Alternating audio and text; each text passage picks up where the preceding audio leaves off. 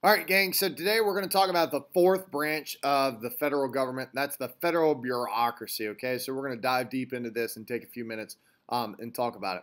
All right, so first of all, the federal bureaucracy, we've got to answer the question, what is bureaucrat?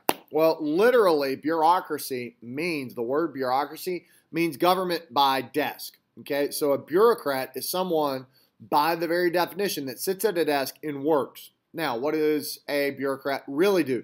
A bureaucrat, really, what they do is they execute the policies and implement policies that were designed by Congress and the federal government, okay? So a bureaucrat is essentially somebody who works for the government, helping the government carry out its day-to-day operations because obviously members of Congress and members of even, the president can't manage everything on a day-to-day basis. Like I said, we argue often that it is the fourth branch of the federal government. As you guys saw with your simulation of a federal bureaucracy, the government is often big and unwieldy, and so they've got to have things to execute on their own. So we've got a judicial branch, the executive branch, the legislative, and now we've got our bureaucratic branch. So what are the characteristics? One, SOPs. Every federal bureaucracy has standard operating procedures. Often that's one of the things that is very frustrating for people is that you've got to follow a set certain rules in order to do things in the federal bureaucracy. Two, it allows for highly specialization. People can become very highly specialized and do jobs that are only they do and nobody else does. Okay, and they're not responsible for doing anything else other than answering specific questions like you guys saw with your simulation of federal bureaucracy. Thirdly, there's a clear chain of command. As you can see with our example of the desks here, there's a guy down below that probably interacts with people individually. Then this guy, he reports directly to his boss, and then the big desk is the big boss man. Fourthly, everybody's equal. Everybody in a bureaucracy is seen as equal. Every client in a bureaucracy is seen as equal. Since we are all citizens of the same nation, it's important that federal bureaucracies treat everyone as equals, no matter who you are or what your rank is. Now, why do we need them? There are four basic reasons why we need bureaucracies. Number one reason. A president can't hope to enforce all and implement all his public policies. Okay, and so he's got to have help doing that, and that's what bureaucracies do. Two, Congress, when they pass legislation, generally speaking, they make this really broad legislation that's not very specific at all. And so bureaucrats and the bureaucracies are in charge of narrowing it down and being very specific in what they design and do with the policies. And they're coming up with rules and regulations for that. Number three, as we grow larger as an American government, or as American population, and as technology moves on, we have to have more regulations on things. We need more protection, essentially, on various and sundry items. And as we get bigger and bigger, that's why we have a bigger bureaucracy, is because there are more people with more diverse needs. And lastly, but not least, the last reason it kind of goes along those same lines is as our population grows, the need for protection for civil rights enforcement, the need for protection of national defense, social justice, social welfare programs, assistance for the needy, consumer safety. As we get bigger and bigger, we have to have someone looking out and potentially protecting us from people who may do harm. And so that's why the federal bureaucracy has grown so large over time. So those are the four reasons why we need it. Most federal bureaucracies are not actually located in Washington, D.C. They're spread throughout the country. Only 1 in 5 people that work for the federal government actually work in Washington, D.C. or live there. There are, however, a lot that do live in Washington. The responsibilities of the federal bureaucracy. Number one is their job is to convert public policy into action. Their job is to take a rule from Congress or a presidential mandate and implement it and make it happen. Secondly, in order to do this, they have to be given what's called enabling legislation. The easiest way to think of enabling legislation is it creates a new bureaucratic agency, and once they are created by a new bureaucratic agency, that enabling legislation, that's an important word, tells them what they can and cannot do with a new agency, just like the Department of Homeland Security. And thirdly, Congress changes. Excuse me. Congress often changes, but the bureaucracy is immortal. Presidents come and go. Members of Congress come and go. But members of the bureaucracy stay in power. They stay in their offices for a long time, and they stay in their jobs for a long time and don't come and go with the changing of policy. Just like people who are career teachers will be teachers for a long time. Okay? It's just like any other job. You're going to be in that career, and so you become highly specialized. And that bureaucracy and those bureaucrats who work for the government change regardless of what the change at the very top is. So what are our perceptions of bureaucracies? We've talked about this a little bit. One, it's impersonal. Because of those standard rules, nobody likes it.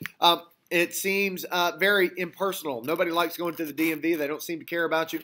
And so we don't like that aspect. Two, it's very rigid. They're inclined to follow rigid rules or very complex procedures. Think about the video we watched with Asterisk and the place that drives a map. And many think that because of this impersonal aspect to it, the fact that it's very rigid and they have set rules, many think that that federal bureaucracy stifles innovation.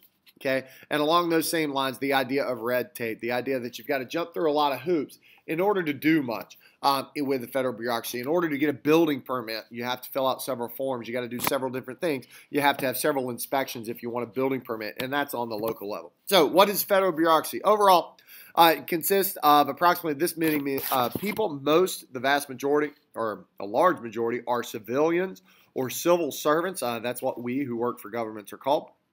All right, and the other 1.2 are obviously members of the military, or maybe not obviously, members of the military. Presidents only appoint a very small amount of that. And so because of that small amount, the patronage system is really limited with that. There are 15 cabinet level departments, but there are lots of other independent agencies and bureaus and divisions that operate almost on their own. The largest parts of the federal bureaucracy are the defense. Department of Defense includes the Army, Navy, and all the military, obviously. Postal Service and the Veterans Administration. So how's it organized? Federal bureaucracy consists of 4 categories. 1, cabinet-level departments. 2, independent executive agencies and independent regulatory commissions. And lastly, government corporations. Government corporations are government-run businesses. The post office is an example of one, and we'll talk about those in just a second. So let's talk about cabinet-level departments. There are 15 cabinet-level departments. They all have a secretary that heads them. That secretary is head of the appointed by the president, and it is the leader there. They're supposed to be experts in their policy area. The Secretary of Education is supposed to be a specialist on education. He's supposed to know the most about education, and that's their duty and that's their job in government. Everybody's got their own budget. They have to submit their budget to the president. The president's in charge of getting that out. And last but not leastly, the newest one was the Department of Homeland Security, and as we've talked about before, he is the last, or she will be the last person to ascend to the presidency in the event that something happens to everyone else. Okay, what are the independent executive agencies? So cabinet departments report directly to the president. They have their head, who is the Secretary of Defense or Secretary of State, whatever. Independent executive agencies operate outside of the president. They are established with Congress, and they're really kind of their own entity, and this is where we see the 4th branch beginning to form. Okay, they have a very specific mandate of what they can and cannot do. They have a very specific function. Most of the time, this is service-oriented, doing things for people. Social Security Administration is an example. The CIA for intelligence, NASA, the EPA are all independent executive agencies that operate on their own. They create regulations, and they serve the people in the country. Regulatory commissions. Okay, regulatory commissions they exist to regulate specific activities, generally speaking, economic activities or business type activities. Federal Communication Commission regulates the airways, public airways. Federal Reserve Board regulates monetary policy for the country, not monetary policy, but fiscal policy for the country, and monetary policy to a certain degree. The banking system and the money supply, and we'll talk about those, what the Fed does more in detail later on. They operate independently. IRCs operate independently from the president and Congress. They have their own rules that they abide by. They're often headed by a board. The Fed board, FCC board, operates on its own. They are appointed by the president, the heads of the board, but they serve overlapping terms, so they do not coincide with the president and don't go in and out. with the president either. Once they're appointed, members can't be removed without a good reason, and that's essentially very similar to impeachment. All right, lastly, we've got government corporations. These are government-owned business. This is socialism, I guess you could say, in action. These are businesses that the government deems would be best if they owned and directed them, and we don't have a whole lot. Most of them are not profitable, but they serve a public need. Postal service, obviously, is a public need. Now, we have independent companies that operate and do their own thing in terms of postage, but the U.S. Postal Service is run by the government. Amtrak runs trains, obviously, and those are public transportation trains. And obviously, there are other railroad companies that run railroads and build lines, but they are the national group. The TVA, or Tennessee Valley Authority, was created in the South in the Tennessee Valley to provide electricity to the rural South. That's what they did.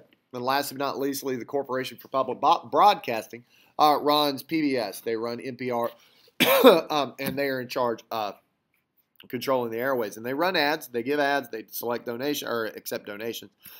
And part of their deal is, they are intended to make a little bit of a profit, or at least minimally be self-sustaining. And you may have heard that the post office has a little bit of trouble doing that. That's why price of stamps goes up. So who works for the government? Who are these bureaucrats? Well, most people are career government employees. Once you enter into the government, you work for them your whole life.